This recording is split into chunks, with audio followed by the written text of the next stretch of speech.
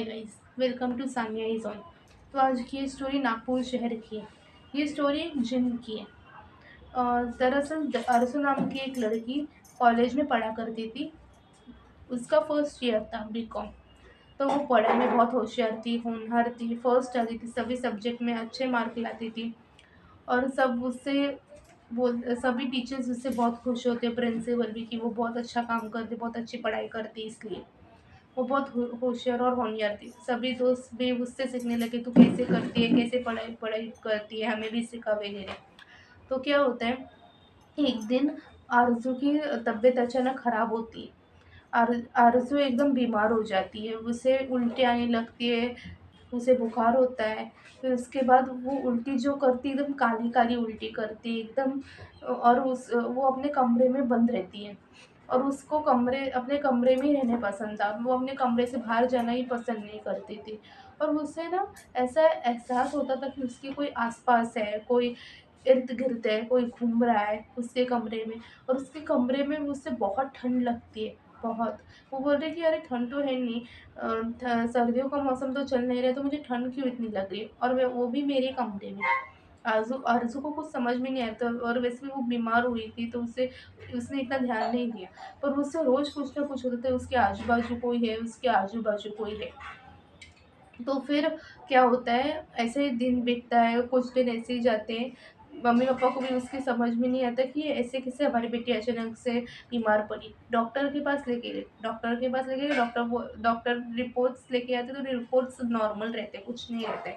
तो वो भी सोचने लगे, वो उसके मम्मी-पापा एकदम हैरान होते हैं, ऐसे कैसे रिपोर्ट नॉर्मल, हमारी बेटी की कंडीशन इतनी खराब हुई है, तो वो ऐसे कैसे रिपोर्ट में कुछ भी दिखा रहे हैं, नॉर्मल वगैरह कुछ क्यों दिखा रहे हैं। माँ भी वही सोच रही थी। फिर उसके बाद उसकी हरकतें, बिहेवियर में चेंज होने लगा। वो एकदम सबसे अलग भाग रही, सबसे भाग रही, मतलब उसे किसी से बात ही नहीं करनी है। मम्मी-पापा से भी बात नहीं कर रही थी, किसी से भी नहीं। उसे अकेला-अकेला रहना था, और उसे अपने ही रूम में रहना था। उसे कहीं नहीं जाना था, वो अपने ही रूम में रह रही थी। एक बार क्या हुआ, उसकी माँ ने सोचा कि मैं इसे दरगाह लेके जाती हूँ और मौलवी के पास लेके जाती हूँ। तो लेके गए। लेके जाने के बाद जैसे ही वो मौलवी के सामने गई, मौलवी ने तुरंत बता दिया कि इसके अंदर जिन्न है। उसके सामने नहीं बताया, लेके गई उसे, पर उसको ज़रा दूर रखा, साइड में रखा। और उसके पापा उसके साथ थे, और उसकी माँ को बताया कि आपकी बेटी के अंदर एक जिन्नात है, बहुत ही एकदम खतरनाक शैतान है। तो वो इतने आसानी से तो जाने वाला नहीं है, तो उसको जाने के लिए कुछ ना कुछ बहुत कुछ करना होगा आपको।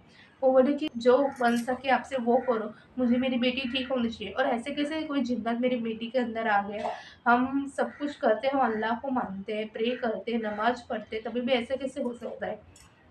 मौलवी बोले, आपकी बेटी के अंदर जिन किसी ने डाला है, किसी ने कुछ ऐसा किया है कि जिन उसको एकदम, हाँ, उसको किसी ने ऐसा किया है, जिन अपनी मर्ज़ी से नहीं गया, उसे भेजा गया है। तो फिर उसने बोला, किसने भेजा? कौन है? किसने भेजा ये सब? किसने किया ये सब? वो मौलवी भी, मैं ये सब नहीं जानता, मैं सिर्फ़ ये यही मालूम है, इतना मुझे पता चला है कि वो अपनी मर्ज़ी से नहीं आया, उसे किसी ने भेजा है। तो आप ये पता लगाओ जल्द से जल्द। मैं कुछ ना कुछ करके इस जिन को आपकी बेटी के बदन में से बाहर निकाल के ही रहूँगा। वो उसकी माँ बोली, तो आपके ऊपर है और अल्लाह के ऊपर है, आप जो भी करेंगे अच्छा ही करेंगे। फिर वो घर चले गए। घर जाने के बाद उसकी हरकतें में, बिहेवियर में तो चेंज होता ही है। वो चिढ़ने लगती है, छोटी-छोटी सी बात में वो बहुत भड़कने लगती है। अगर घर पर नमाज़ पढ़ रहे हो कोई उसकी मम्मी या पापा, तो वो भड़क जाती है। बहुत एकदम ये होता है। उसकी हालत एकदम ख़राब, उसका चेहरा भी ख़राब हुआ रहता है। उसका चेहरा और सब कुछ एकदम ख़राब हुआ रहता है। फिर उसके बाद क्या होता है, कुछ दिन बीत जाते हैं, तो फिर उसकी मम्मी ने एक बार के लिए ऐसा पूछा। तो उसकी मम्मी बोलती है कि बेटा मुझे ये बताओ कि उसने ऐसा जाना, मम्मी मम्मी को जानना था कि आखिर कौन हो सकता है। उसके सामने तो सब कुछ मैं जिन वगैरह तो कुछ बता नहीं सकती, पर मुझे ऐसा इनडायरेक्टली पूछना होगा। तो उसने बोला, बेटा तुम्हारी दोस्त कैसी है? बोली, नहीं मेरी दोस्त बहुत अच्छी है, सब मेरा ख्याल रखते हैं, जब से मैं बीमार हूँ उनको बहुत फ़िक्र हो रही है, उनके बीच-बीच में फ़ोन आते हैं, मैसेज आते हैं। तो वो बोले, अच्छा, अच्छा ठीक है। वो बोली, बेटी तेरा किसी से कोई झगड़ा हुआ है क्या? मुझे बताओ ज़रा। वो बोली नहीं मेरे किसी दोस्त के साथ झगड़ा हुआ ही नहीं। मैं बोली कि बेटी ज़रा याद करो किसी से कुछ झगड़ा हुआ है क्या? मैं ऐसा जानना चाहती हूँ कुछ हुआ है तो बताओ, माँ से कुछ तो बताओ छुपाओ मत। और अचानक से तुम्हारी तबीयत कैसे खराब हो गई? क्या भरोसा किसी की नज़र लग गई हो इसलिए पूछा। कोई है जो तुमसे जलता है, तुमसे नफ़रत करता है कोई है? वो थोड़ा सोचने लगी आरज़ू। फिर उसने बताया कि नहीं मेरी कोई दोस्त ऐसी कोई है नहीं, मेरे सारे दोस्त अच्छे पर हाँ, एक लड़का है। एक लड़के ने मुझे प्रपोज़ किया था और मैंने उसे ठुकराया। मैंने बोला मुझे नहीं चाहिए ये सब, मुझे ये सब पसंद है, मुझे सिर्फ़ अपने करियर पे फ़ोकस करना है। वो मेरे पीछे ही पड़ा था। कुछ महीनों से 3 महीनों से मेरे पीछे ही पड़ा था। मैंने आपसे बात नहीं छुपाई क्योंकि मुझे लगा इतना नहीं, अगर मैं ना बोलूँगी तो ये चुप रहेगा, पर ये ज़्यादा करने लग गया। फिर एक बार फिर एक दिन वो बोला अगर तू मेरी नहीं तो फिर तू किसी की नहीं हो सकती। और वो भड़क गए, वो बोले देख मैं इसका बदला ज़रूर लूँगा, तू चैन से नहीं जी पाएगी, ऐसा बोला और मैंने इतना ध्यान नहीं दिया और यही बोला बस। उसकी मम्मी को सब समझ आया कि ये सब किसने किया और क्या किया। वो उसे तुरंत मौलवी जी को ये सारी बात सच-सच बताई। मौलवी वो दरगाह गई और मौलवी जी को सारी बात सच-सच बताई, ऐसे सब ऐसे वैसे-वैसे। तो मौलवी जी समझ गए, तो बोले कि मेरे पास मैं करूँगा कुछ ना कुछ करके, मैं कर ही रहा हूँ, पर ये जिन बहुत शैतानी है, एकदम बहुत ज़्यादा एकदम ये डेंजर वाला है, पावर वाला है।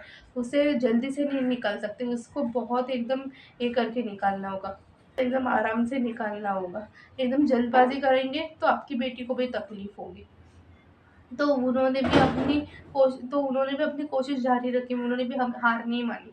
वो भी अपना साहस कर रहे थे, ट्राई कर रहे थे वो निकल जाए उसके बदन से आरज़ू के। बहुत कुछ किया फिर कहीं जाके 2-3 महीने के बाद वो जिन उसके बदन में से निकल गया और वो ठीक हो गई पूरी तरह से। और फिर उसके बाद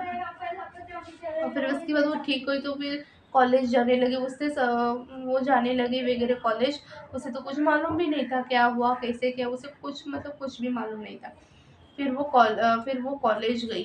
फिर उसे पता चलता है कि जो लड़का था जिसने उसे प्रपोज़ किया था, वो कॉलेज छोड़ के कब का चला चुका है और वो ये शहर ही नागपुर शहर ही छोड़ के गया। कहाँ गया किसी को कुछ मालूम नहीं। तो वो सोचने लगी ऐसा कैसे हुआ? मुझे जाने दो, मुझे मेरी पढ़ाई का है, मुझे मेरी पढ़ाई से मतलब है। तो फिर सब पढ़ने लगी, मेहनत करने लगी और अच्छे मार्क्स से पास हो गई। ना उसके पीछे उसके बाद ना कोई जिन्नत कोई नहीं था, उसका सक्सेस हो गया। तो ये थी आज की स्टोरी। आई होप आपको ये पसंद आई होगी स्टोरी। लाइक शेयर सब्सक्राइब करें, मुझे कमेंट करें आपको ये स्टोरी कैसी लगी। आपको और कौन सी स्टोरी चाहिए वो भी मुझे कमेंट करें और अपने रिश्तेदारों को, फैमिली फ्रेंड्स को ये शेयर करें स्टोरी।